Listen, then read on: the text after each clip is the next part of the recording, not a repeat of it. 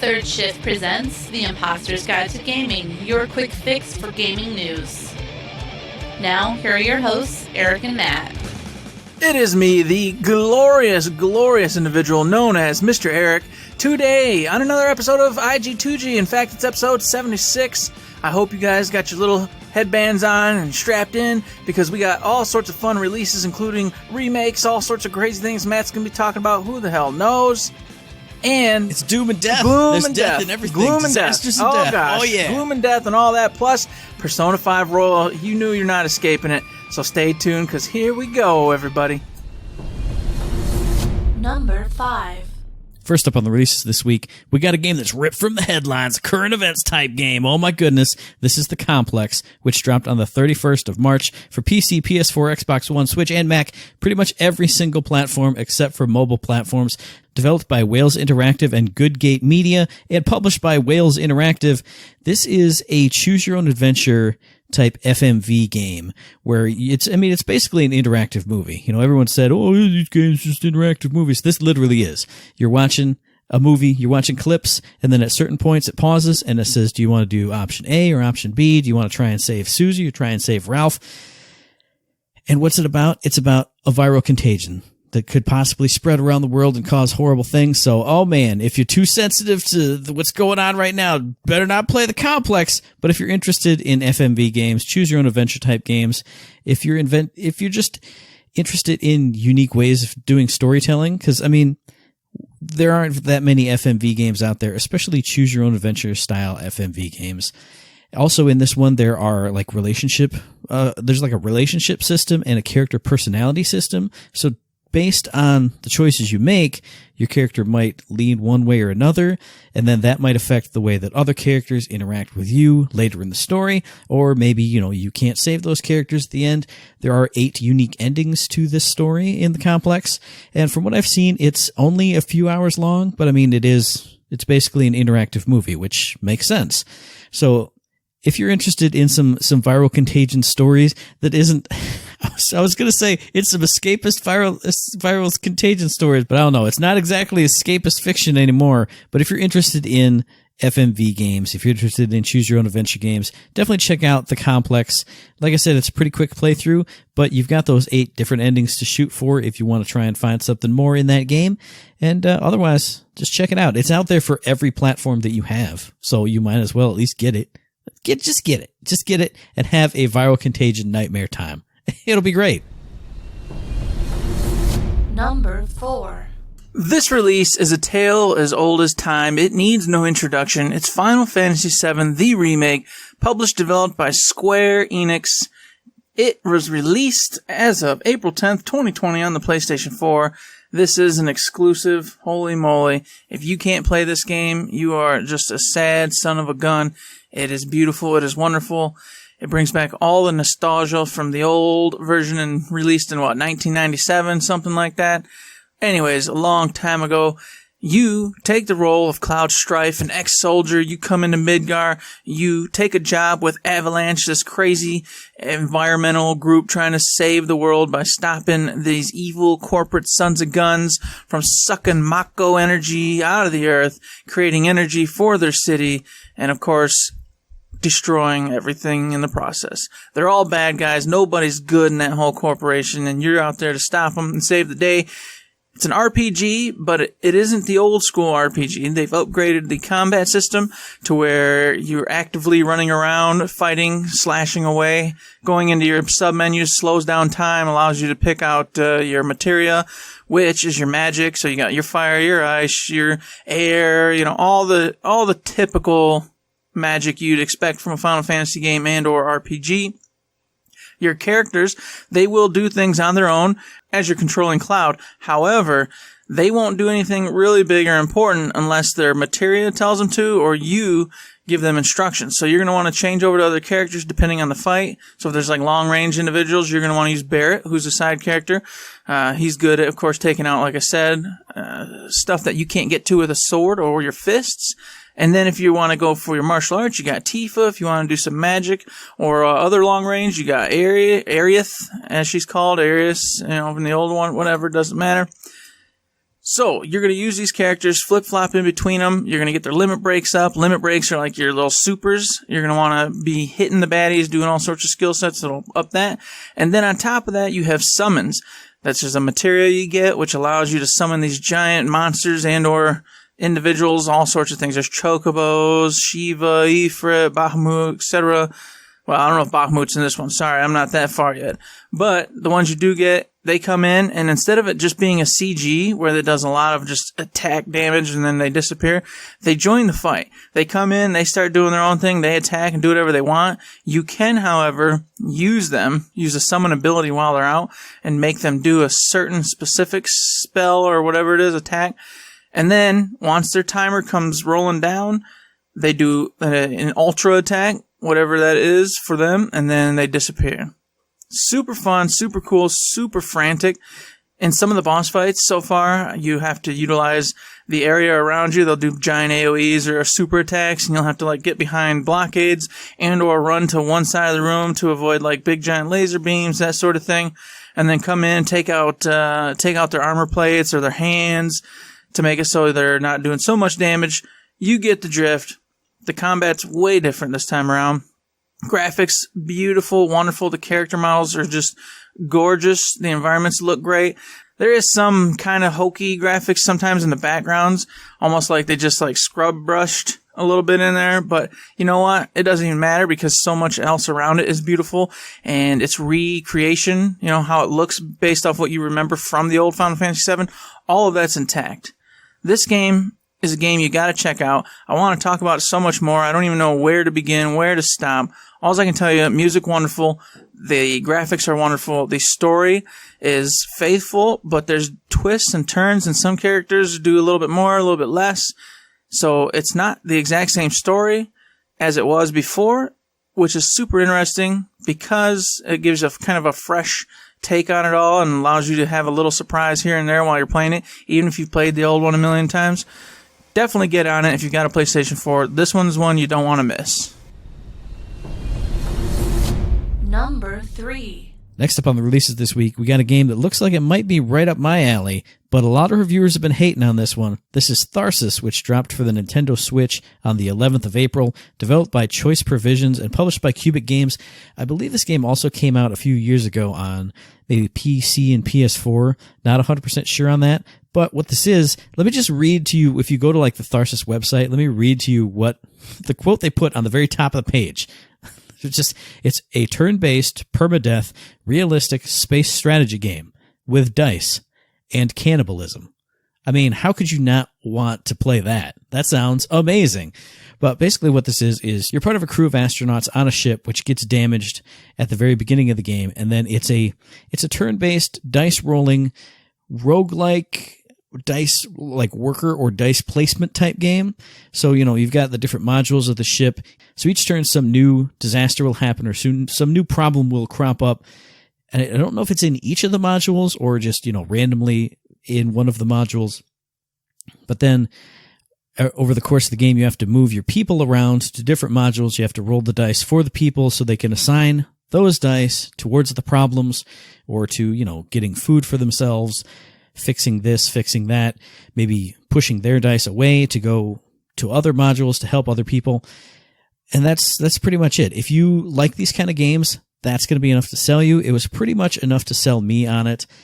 I mean, there's not really much to say. People have been saying that this is a really punishing and random game, but yes, it's a roguelike that's dice-based, so you're going to have those kind of situations crop up. Like some of the reviews I've seen, they were like, oh man, there's so many problems that come up, and how do you juggle them all? That's the point of these kinds of games. Like there are a million board games and dice games just like this. So if you are into those kinds of board games, those kinds of dice games, definitely check out Tharsis. If it's your first go around, maybe wait until it's a $5 sale, or, you know, pick up something that's not so dice based, something like FTL, because that's kind of what this reminds me of. Every turn there's a big problem. You got to roll your dice to solve it. If you don't get the rolls you need, well, that's pretty much it for you. Or the problem is such that it affects your rolls too much and you get bad rolls. It's dice. Your luck's going to change, and that's just how it's going to be. So yeah, if you're into roguelikes, check this out. If you're into dice games, definitely check this out. If you're into both, like I am, definitely check it out. I'm going to be checking it out. I don't have a lot of free time right now, but maybe once this one goes on sale a little bit, I'm definitely going to be picking up Tharsis and just being mad at my bad luck and having a rough time and watching all my people die and having them eat each other because we're all out of food because I just can't roll the food dice. Now, that might not sound fun to you, but it sounds fun to me. If it sounds fun to you, check out Tharsis. Go get it. Check it out. Roll some dice. Eat your crew members. Have your spaceship explode. Oh, man, it's going to be a good time. Number 2. Last IG2G was an IG2G all about DLCs. Well, guess what? This one's all about remakes because I'm covering Resident Evil 3, the remake, this time around. It's a wonderful game, released April 3rd for PlayStation, Xbox, PC, everything but the Switch here, because let me just put it this way. The graphics in this game are super amazing, very clean, very beautiful, and there's no way the Switch could unfortunately run it at this point in time. Anyways, on to the game. Let me tell you right now, you're going as Special Stars team member Jill Valentine, and you'll also be playing with Carlos Oliveira, who is an Umbrella tactical team member from their little special little unit. Here's the deal. If you remember Jill Valentine, she's from Resident Evil 1. She got sent out there with the rest of her star members teams to the mansion to figure out what was going on. All sorts of shenanigans took place. They found out about zombies, all sorts of Umbrella Corporation evilness. She survives. She gets out. This takes place when she's back in Raccoon City with Brad Vickers. Umbrella's looking for her. They want to, snuff her out, get rid of her, because, of course, she knows about how evil Umbrella Corporation is. She doesn't want to get snuffed out. Boom. In enters the new baddie, the main thing around Resident Evil 3, which is Nemesis. He comes in, busting in like the Kool-Aid Man, tries to get rid of her. She's running. Brad Vickers is helping her out. Here we go. The story takes place before Resident Evil 2 and during and then after. So here's your timeline if you don't know. And of course, Resident Evil 2 takes place after the mansion, so on and so forth. That's when Raccoon City is, completely overrun and destroyed. This is while Raccoon City is being overrun and destroyed, and then, of course, afterwards as well. Anywho's, they've updated the combat. As you can imagine, it's got the whole new system where you're walking around, no more tank controls, so immediately 10 times better. Secondly, as I already told you, the graphics of the game, fully redone, fully remodeled. Everything's updated and beautiful. You can't go wrong here. The music's perfect. Music's point on with the whole Resident Evil themes going. And a lot of people like Resident Evil 2 better overall. I've never understood this. I've always preferred 3 myself because I will tell you, and you may or may not like this game's much more linear than Resident Evil 2 was. Resident Evil 2 had you running around in the police station and then, of course, underneath the police station, etc., going back and forth, finding the different keys to open up the doors, which allows you to go back to get the doors. This game, it's like a roller coaster. You're pushing forward the entire time with a nemesis right on your tail. He's constantly appearing. He's got flamethrowers, rocket launchers, all sorts of crazy things he's using to kick your butt with. He can jump around. It's really cool to see him in action. You never know what he's going to do next to get your little butt, and you got to try to evade him and get by him. Or if you got the weaponry, you can go ahead and shoot him up a bunch. But I would recommend against that unless you're forced to, because he's going to keep getting up, folks. It's the Nemesis. Spoiler alert. I don't know if you knew that. So, with all that being said, a much more linear story than Resident Evil 2. You will be pushed forward. And this one, you're going to play both characters in one sitting instead of as in RE2 where you did one game with the one game with the other.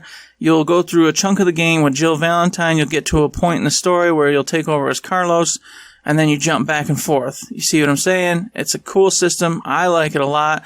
It allows you to get a little different perspective while you go through one playthrough, because I'm not a big fan of doing the same things over. And I know it wasn't the exact same things, but yeah, it was pretty close, people.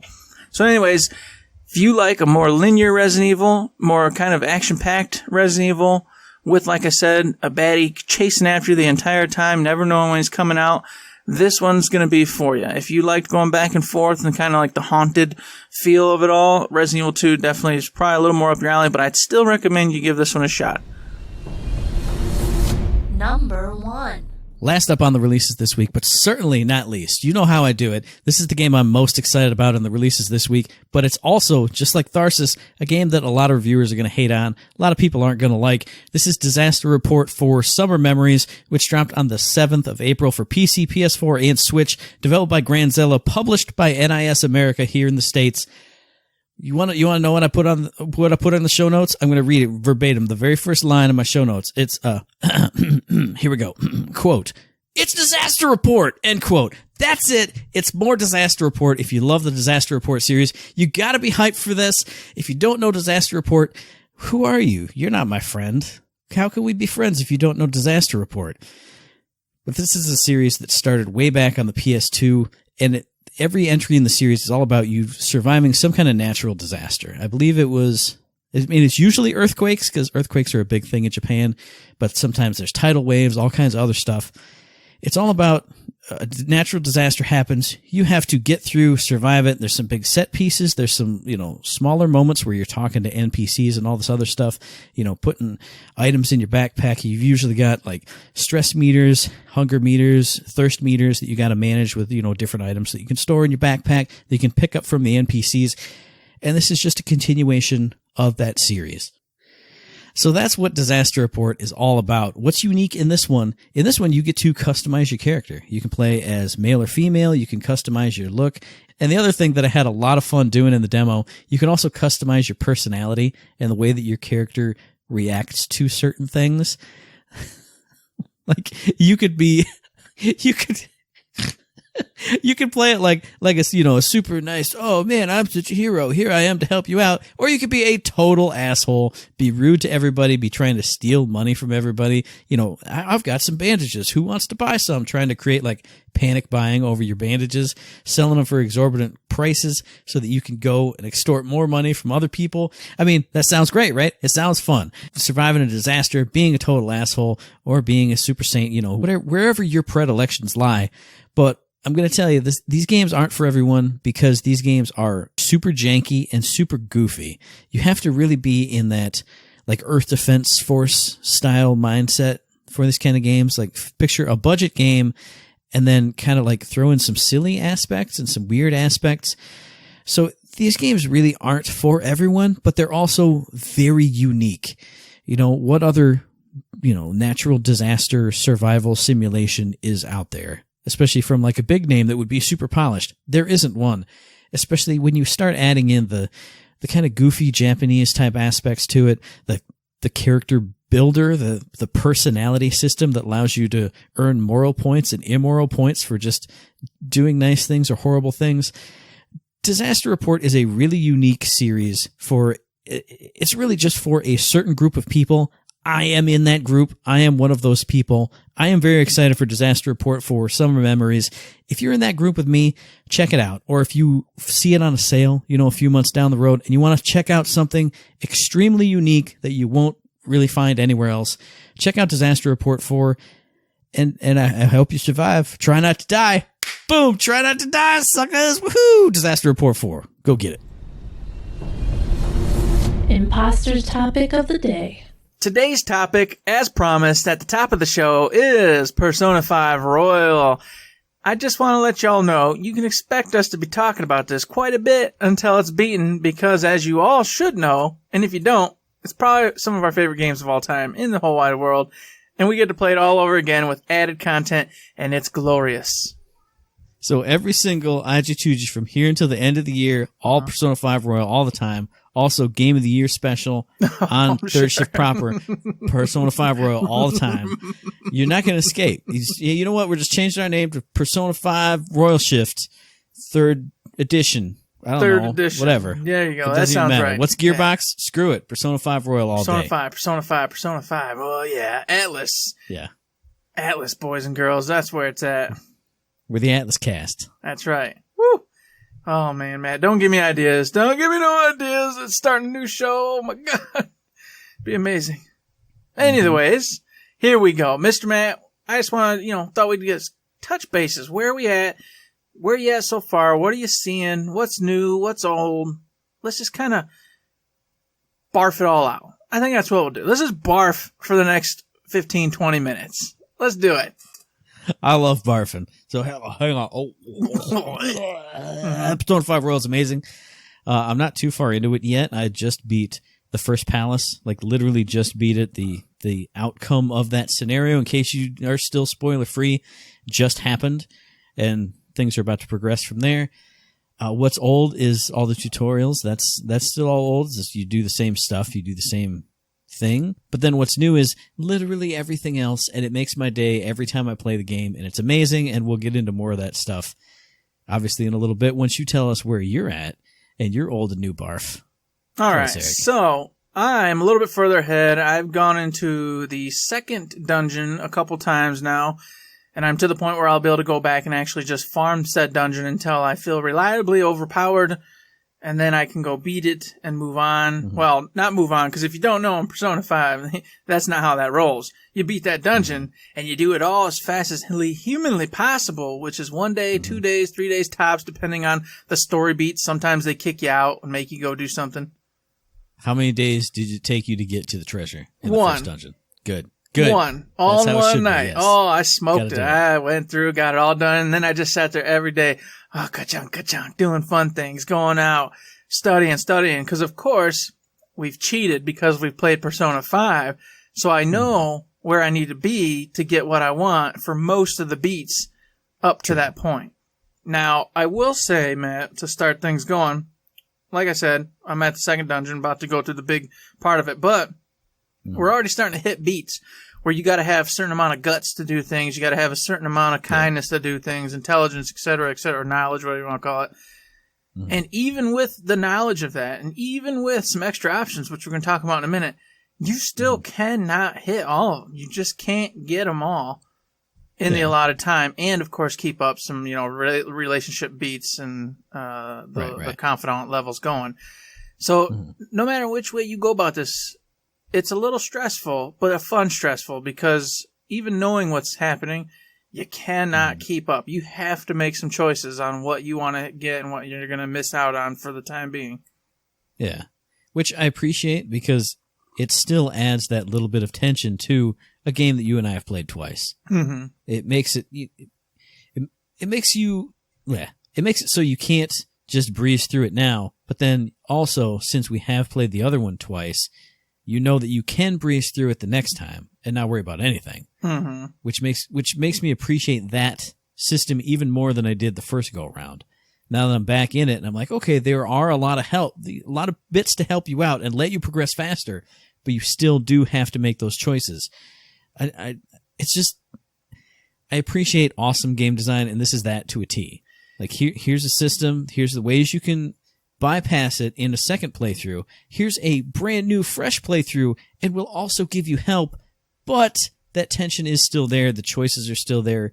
It's still on you to do the right thing at the right time and make the right decision. And they tweaked it so well, and I can't believe that it happened. It's too good. It is a wonderful system. I thought they did almost perfect last go around, but this time around, the tweaking I'm talking about in this particular instance is before you'd have to go out in the town. You'd have to be able to leave the house for the most part to go ahead and find places to get your kindness up, guts, knowledge, etc. This time, they made it so even on nights where they're like, oh, you're too tired to go out, typically, you can still stay inside the coffee shop and do whatever that is available there. And what's real clever here is this go around while you're in LeBlanc Coffee Shop. They've got a studying spot for you. They've got a reading spot for you. They've got an ability to go clean up the place and get kindness, because Sojiro, who's your mentor or whatever you want to call him, guardian, he, obviously likes that when you do that. You have your making coffee options. You can go upstairs. You can work out in your little homemade gym, which gets your HP up. You can watch shows if you got them. Everything you can possibly think of. Oh, of course, you can make tools to get your proficiency. Anything that gets any of those skill sets up, you can now do at LeBlanc Coffee Shop. There's nothing missed. So no matter what the day or night is or what's going on or whether you can go out or not, you can level up one of those things. That's something that I 100% do appreciate, because I remember in the first game, it used to be, like until you got a job, that's where you could farm some of those skills and then make the money, obviously. But I felt like you couldn't reliably farm stuff until that happened. And it got to the point in the game where people are starting to talk about the part-time jobs. I still can't go get any. I even went to the little rack with the magazines. I went, here it is. I'm going to start. Boop. Nope. Go away. Oh.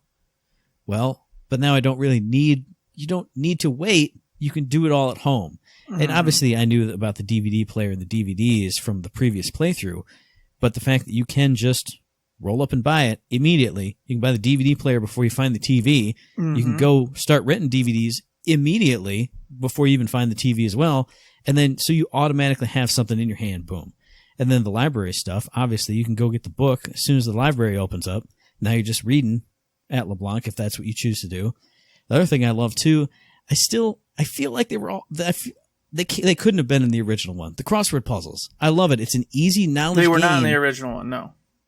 It's an easy knowledge game for absolutely no time. And you know I'm a crossword junkie, so it just hits all the points for me. It's a free, if you don't want to study, if you just want to read or work out or do any other stuff we talked about, if there's a magazine on the table, boom, you get at least one little knowledge point. Free of charge, no time taken up. I can't believe it takes no time. That's the greatest thing ever. Uh-huh. That was a really nice touch because I feel like the knowledge especially, which is the one point it gives you, is the hardest one to level all the way up. It requires so much time in the old one and in this one to just keep on studying, to keep on doing whatever it takes to get your knowledge up. Mm-hmm. And spoiler alert, if you want to hang out with Makoto, who's one of the prime characters in this game, you have to deck knowledge all the way to the top fairly quickly. Otherwise, you're going to be scrambling to catch up later in the game to do said romancing options, etc., etc., etc. Mm-hmm.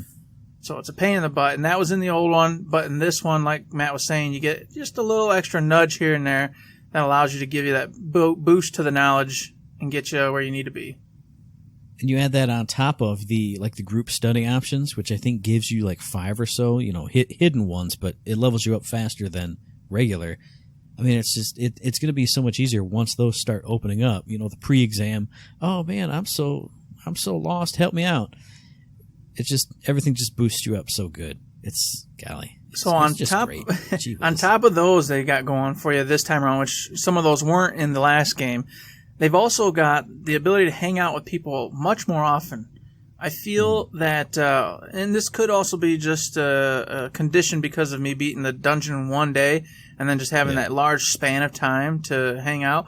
But I feel like every day I had the option of at least one character to go do something with. Every day, period. There were almost no days where Takemi and Ryuji or Sojiro didn't want me to do something. And Sojiro kind of doesn't count because all his encounters are at night when you get back in typically, so it doesn't really conflict with the other characters. But even so, every day I could hang out with them. And I feel like there were quite a few days last time around during that first stretch where none of them wanted to hang out, and I was like worrying, like, why don't they want to hang out? Am I screwing up? What's going on? So I was dinking around trying to get the job, which funny enough is the opposite this time because now I haven't even touched the job yet. And I'm like, I really should probably go to work a few times so I can get to the point where I can go to the beef bowl shop so I can finally talk to the one politician speaker dude that I totally neglected last time around. But like I said, this time I feel like they're giving you tons of options, and I can't say no when the main characters are like, hey, we should hang out. And I'm like, yeah, we should. Mm-hmm. Well, see, the thing you got to remember, too, is that your first time through the old game, we didn't beat the palace in one day. No. It was like, well, you went in the first day, you kind of got there, you ran out of SP because you don't know how to manage everything, because you don't know, you also don't know how to have all the battle fixins that you got in this game, which we'll get to in a little bit. So it was like, it was a 2 or 3 day festival of palace, and in between, maybe Ryuji would pop up and say, hey, dude, let's go, and you'd get that first, time with him or the doctor lady or whatever. But then, other than that, you talk to them and they'd go, we need to go in the palace, dude. We need to go. We need to go. Which is so frustrating. So I think there's a little bit of both. I feel like Takemi pops up more than she used to back in the old game. But then it's also, we are masters of Persona, and we did the big story thing all in one go. And so now it's everybody's popping, everybody's happy, everybody's... Well, on top of that, they give you that hard limit with the guts to do anything with Takemi. Yeah, but since we know what we needed to be at, I don't know if you have, but I've already met the requirements, so I'm already pushing through to her second chapter of quests, whatever you want to call them. Dude, you know I did. Oh, I know you did. First thing I did. Jeez. As soon as I hit the limit, I went, okay, where's Guts at? Where are the Guts at? DVD player, that'll give me Guts. Movie theater, that'll give me Guts. Rent a DVD, get the thing, get to read the book. I got the Guts book too. I did all the Guts things when it was. I had 2 things left to go and I still popped it. So you know me, I had to do it. Maniac. So basically, in a nutshell, they've given way more things for you to do to get all that up, to have more interactions with the characters, to have more fun in the world of Persona 5. Now, Matt, of course, alluded to the combat. You know, what are some of the... We can't go yet. Speaking of characters and having fun with them, one thing I really appreciate, even though I did blow it the first couple times that it happened, what I really appreciate is when you go out, you do your social link event, you do your confidant event, you're hanging out with Ryuji, you're seeing, his trials and tribulations. When you go home, you walk up to LeBlanc and your phone goes ring-a-ding-a-ding-a-ding.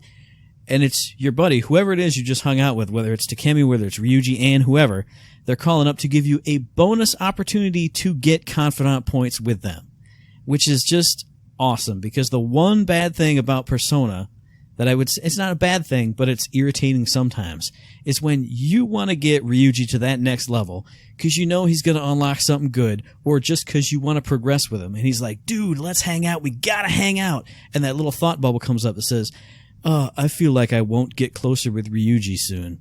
It's like, oh, well, shit. Now we got to go waste a day, go hang out with him, and then just see like a little cutscene and then nothing, just to get a few more little musical notes for him. But I'm loving and I really appreciate that now you can even speed that up by having this bonus phone call. And maybe you'll only get 1 or 2, but it's 1 or 2 you wouldn't get before. You get them for free, just like the knowledge little blip with the crossword puzzle. It's just a little bonus added on top of it. It's so smart. It's so good. Yeah, they don't come up every time, but they come up at set times. So if you want to cheat, you can go cheat and look it up, and then you'll know when the follow-up calls are going to happen. But like you said, that was not in the original. It was something they added this time to, exactly as you said, allow more time to hang out with them in a meaningful manner, leveling up their actual their confidant levels instead of just wasting a day going hark. Yeah, I saw that, and then they give you the new animations too, which I thought were really, really nice. The new bubble, the new whole drawing and everything. I saw that and I was just smiled and went, oh, this is sweet. Because I cheated. I always cheat with the conversations. I just want to make sure I max it out and get it efficient. I'm sorry, folks. The decisions sometimes don't really make a lot of sense, and sometimes the best answers, I think, are not what the game wants. So, hey, I got to go with what the game wants. I need to get up there. Hey, I'm in the same boat, but you got to remember, we are 2 freaks.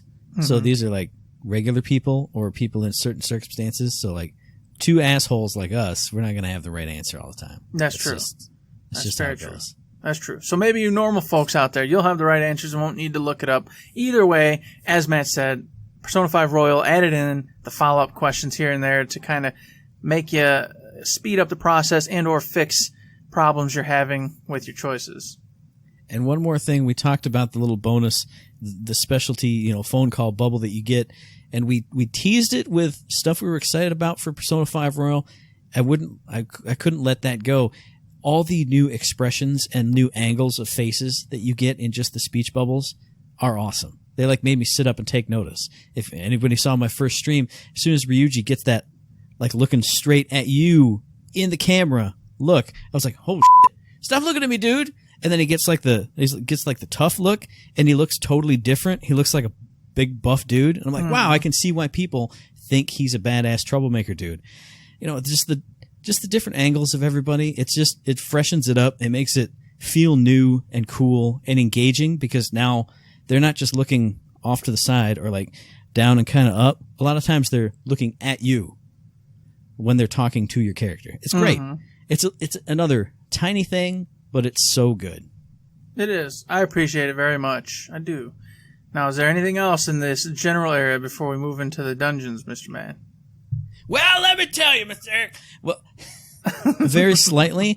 I love the way that they rearrange some of the confidant stuff. you get a lot of stuff a lot sooner, and a lot of stuff seems to be mixed around. I won't spoil it because a lot of that goes into some of it goes into the combat, but I like that it's not just, hey, it's the same things going through the path. You get some things a lot sooner, you get things mixed around. It's great. It's another small thing that's great. Yeah, they did rearrange it, and it was kind of a shocker to me because there's a couple of them that had things earlier on that I still have nothing for, 3 or 4 in. And I'm like, what happened? Because that I don't look at. I don't find out who's got what until later in the game. So I haven't checked it out yet where they rearranged everything to. But if you've played the old one, you're doing this one, it may come to as a surprise because there's a couple characters who, like I said, 3, 4 stars in, you got nothing still. And I'm like, that's really odd. Okay, whatever. I'm sure it's all going to be really great later. Yeah, like you said, that's one thing I don't usually cheat on until I'm like at 5 with a bunch of people, and I'm like, well, who do I max out next? Look it up. Okay, a 6 here and a 7 there and an 8 there, and that one's not till a 10. Blah blah blah. I like to have my core people, no matter what they give me, good or bad. Well, yeah, obviously. In my confidant package, especially for later in the game, because it matters. Just let it be said that it matters who you decide to max out by the end of the game. There's definitely one person that it definitely really, really matters, and you got to max her out quick so you can do even more stuff later in the game. And it happens to be the best person in the game anyway, so it's Wrong. very, very easy decision. I think. Wrong. Fake news. After all this person provides you, Matt, you want to be mean? Come on. I see this person in the intro parts of the game. It's like, Jesus Christ, No, stop it. This person just, you know what? She grows. She does grow on you. She does, but not as much as my Foxy Doctor. All right. Enough of that. All right. So there's so much more, and guess what? We'll have so much more. But I want to get into the dungeons and combat here because we don't have all night. And this is only the first night of it. You're all in for a treat over the next few weeks and months. Ooh. So, in the dungeon, first things first, combat. Feel the same to you? A lot different? What do you think? I think it feels mostly the same, but also everything feels faster for some reason. Maybe it's just because we went back and played 4 in between. Everything feels a lot faster and like snappier and kickier. But a big part of that is Baton Pass is unlocked from the jump, which it needed to happen. This was the way to freshen up the combat. Waiting until I think it was level 2 for everybody for Baton Pass. That ain't doing it. Because it honestly did feel bad in the original. You get someone new like Yusuke. Oh man, put him in the party. Here we go. Oh, he's got ice skills. Cool. I down this. That thing I think is weak to ice. Baton Pass to you, dude. He left me hanging because he doesn't have the ability. It's so much better now that you can just swap and pop all around. No nothing. It's great. I think it was a critical error the last time around in not putting it right from the get-go available to all characters, because I'm a huge advocate for you gotta train how you play. You know what I mean?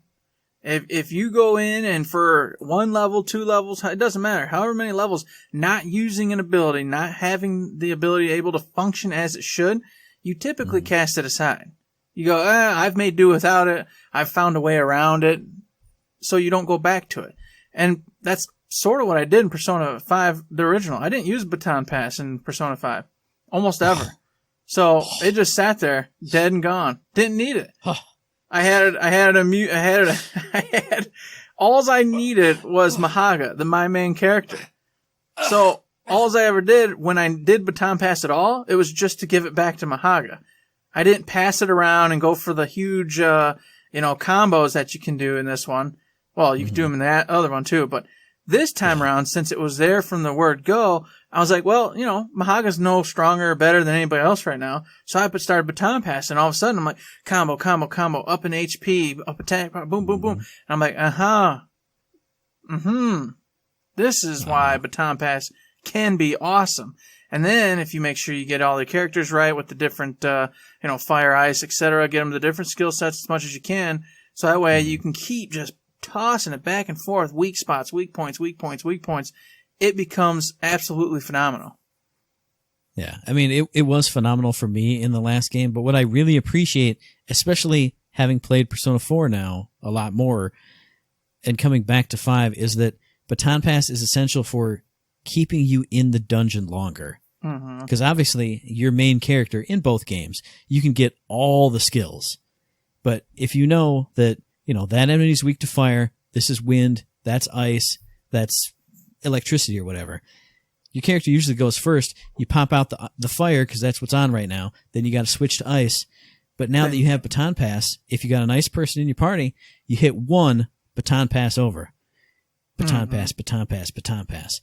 It's so much easier, and it keeps everybody at that level, where I feel like in Persona 5 Original, even though I did do Baton Pass quite a bit, my main character's SP was always just barely hanging on, barely even riding the corner of having enough to do a base level, or whatever the base level was at the time, a base level spell. And that's precisely where I found myself, I was in that same position, it was always Mahaga, main character's SP super low, and then I would at that point, transition and use the other characters. But now that the Baton Pass is here from the word go, and I've just been using it naturally through the first individual's dungeon. Nice. I was like, oh, this all makes sense. And like you said, now I just Baton Pass, use their SP, use their SP, use their SP. So we're all slowly going down instead of the main characters going down really fast. And then you have to resort to the other characters, which you typically don't want to have to rely on because your main character is just, let's face it, more powerful than the others. Hands down. Well, and also, too, there were so many times in Persona 4 where I would knock down one and my SP would be riding that borderline, and I'd go, okay, I'm just going to wait, and Chie is going to get this next one with her ice ability. And then the previously dropped enemy would stand up and hit her with some sleep spell. Now she can't even do it. So now the ice weak enemy is attacking me, smashing me in the face. It's just so much more fun and easier, and it makes it so much... You can manage combat so much easier with free Baton Pass. Now, sure, it was only like level 2 before, so it was easy to get. But when you didn't have somebody up to that level, they were just little, useless appendage. They were little appendix just dangling out of you. It's like, oh, well, eventually, if we get there, sure. Yeah, I enjoy the whole Switch, and I'm glad they did it. And like you said before all that, I do feel like the combat's a lot quicker, and it might just be me knowing what I'm doing, but I just feel it's even smoother than it was before. I feel like going in between the menus and stuff, it's instantaneous. Before the eye blinks, it's already where you need it to be and going forward. So I really dig it. The music's just as good as it was before, even better, because they've got a lot of remixes in there for the combat and the dungeon itself, which I appreciate. So you're not even getting the same exact music. You're getting a variant of it, which feels fresh, makes everything seem new again. And then, to make it even newer, they added the grappling hook, the will seeds. What do you think of that? I personally love it. What do you think? Yeah, I'm loving it too. I feel like the grappling hook, we haven't seen a lot of it yet, or I haven't, in just that first dungeon. So I'm excited to see where that goes. Will seeds I thought were just going to be kind of like, whatever, it's a weird thing, but opening up new areas to go to inside the palace, because they had to craft this whole little tower. You're jumping up with your grappling hook to get up to one of the will seeds.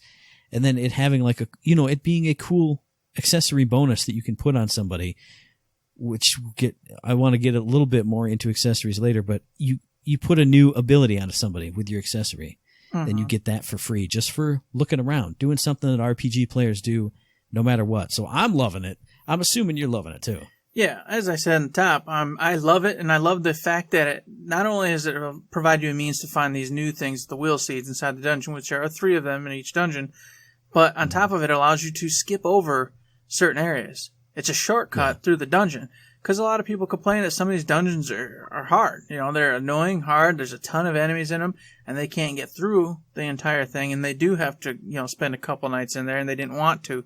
This is an option for all of us, anybody, to utilize the grappling hook, which will get you over like an entire section, basically, every time you have the option to use it for the most part. And you can just keep trucking without ever going back there if you don't mind missing a treasure chest or something, or an opportunity for some new personas, all that good stuff. So I like the option it provides, and not having to do every single room all the way up to the top, and gives you a little bit of wiggle room to, I'm kind of iffy. If I could get to a restroom, I could go ahead and use an HP boost for the whole party, and I'll keep going, no problem. But if I have to go through this room to get to it, I might not make it. Boom, grappling hooks out, away you go. They're not everywhere, but there's a few of them, so I definitely appreciate it. Yeah, definitely. And then I teased it just a little bit with the accessory you get from the Will Seed. Maybe I just never used a lot of accessories, but I just remember them being stat bonuses or, bonuses or buffs in the previous game. But one of the very first ones I got in Persona 5 Royal gave me the wind spell. It gave me Garu. And I could just put that on anybody. So now I don't have to worry about me or Morgana being the only people that can manage Garu. I put that on Anne. Now she can hit wind weak enemies. I don't have to use my SP. Morgana goes down from a lucky hit from something. She can still take them all down.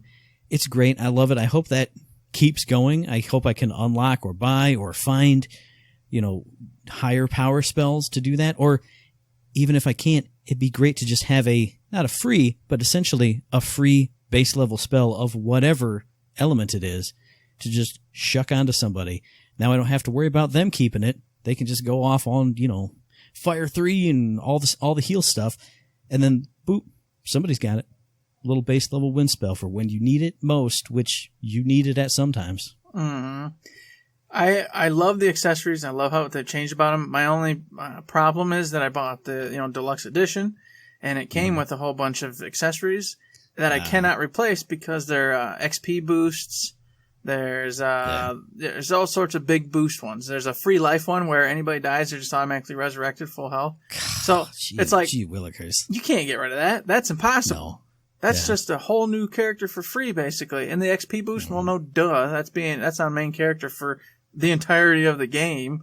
So I'm like, well, I love this system, but since they gave me ones that are so good, I'm like, well, I'll probably have these on the rest of the game, even though there's so many other ones, including those Will Seeds you mentioned, that are coming through that are really sweet and really nice.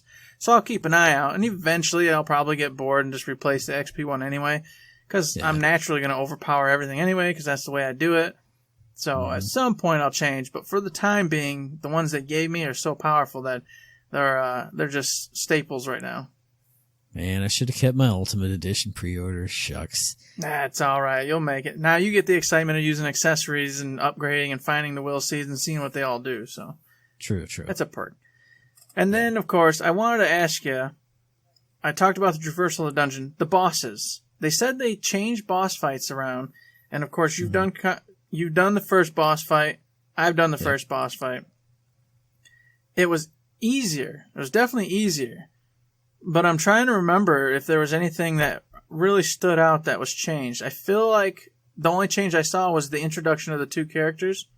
Yeah, that was it. That was it? Okay. I think that was pretty much all of it.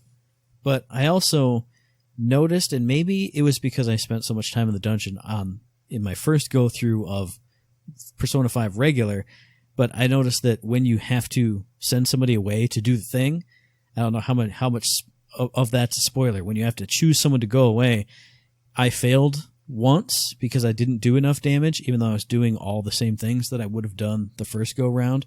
So maybe they upped that a little bit to make it slightly more difficult, because I never had a single problem in the base game where anytime that happened. I just sent that person away and it was, oh man, keep doing damage, and it went, oh wow, you did enough damage, cool. And this time it was about 3 rounds through, still couldn't get enough damage, and then the second time I managed it. So I don't know if they tweaked that a little bit, but yeah, the introduction of the 2 other characters was the only thing for that first boss. But even that, I appreciated that. It was really fun and cool. Something new. Yeah. I don't want to downplay it, but I don't know. I kind of thought the fundamental of the fight was going to change a little bit, but the fight pretty much was the same thing, except for that particular little instance, and it didn't really affect me or it didn't affect the way I fought the boss. And so I was like, oh, okay, well, maybe it'll change in different dungeons. But for the first one, if you've played Persona 5 before, it's a really cool add-on, a really cool little bit to the story. But it ain't going to change how you fight him in general, or her, whoever it is. Yeah, I generally agree, although I didn't get one of the characters down in time, so Morgana did go down from the big shot that character helps the boss do. So it was tense for a turn or two before I got him back up.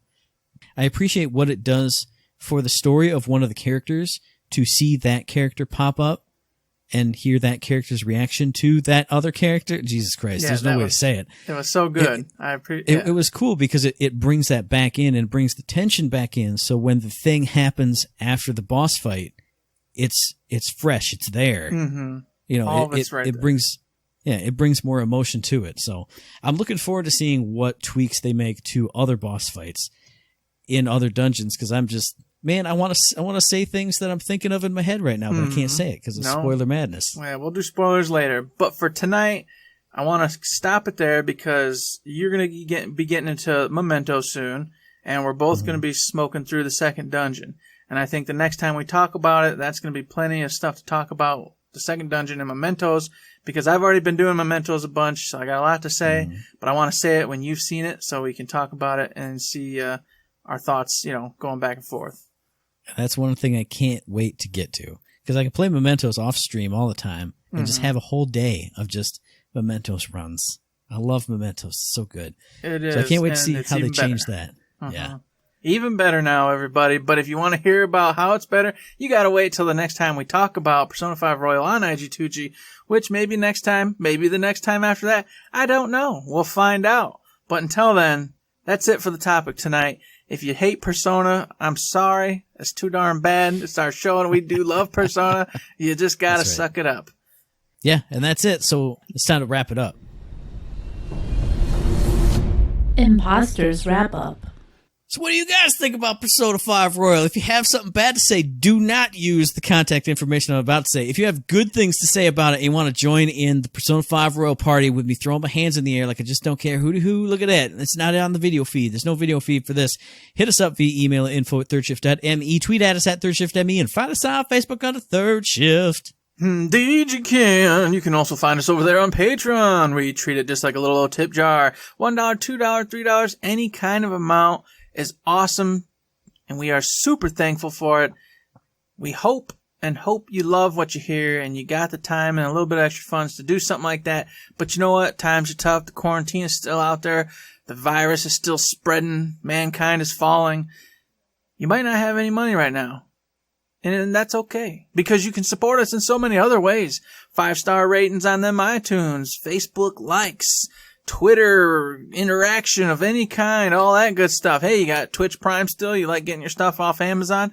Go on over to our Twitch site and throw us your $5 from Amazon money. Or just subscribe over there and throw us a comment while we're playing once in a while. Any of those things helps us out, and we really appreciate it.